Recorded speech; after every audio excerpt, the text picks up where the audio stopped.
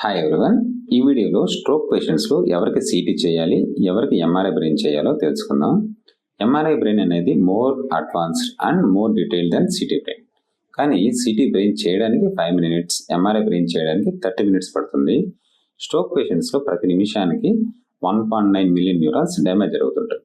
So stroke patients ఎవరైనా 4.5 hours అంటే window పీరియడ్లో వచ్చినట్లయితే ఎంఆర్ఐ బ్రెయిన్ చేస్తూ టైం వేస్ట్ చేయకుండా వెంటనే సిటీ బ్రెయిన్ చేసి దాంట్లో బ్లీడింగ్ ఏం లేదు, ఓన్లీ క్లాట్ అంటే ఇస్కెమిక్ స్ట్రోక్ మాత్రమే ఉంటే క్లాట్ బస్టింగ్ డ్రగ్స్ ఆల్టిప్లేస్ ఆ టెనెక్టోజ్ ఇచ్చి థ్రాంబోలైజ్ చేస్తాం.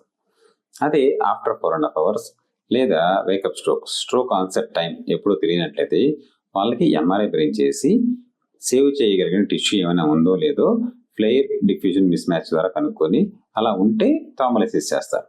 అలా లేనట్లయితే వారిని డైరెక్ట్గా మెకానికల్ థ్రాంబెక్టమీ అంటే బ్రెయిన్ యాంజియోగ్రామ్ చేసి క్యాథెటర్ ద్వారా క్లాట్ని రిమూవ్ చేయడం లేదా స్టంట్ వేస్తారు. కానీ సిటీ ఎంఆర్ఐలో బ్లీడింగ్ ఉంటే వాటిని బ్లీడింగ్ తగ్గించడానికి లేదా బీపీ కంట్రోల్ చేయడానికి మెడిసిన్ వాడి అలా కూడా కంట్రోల్ అవ్వనట్లయితే బ్రెయిన్ సర్జరీకి అడ్వైస్ చేస్తారు.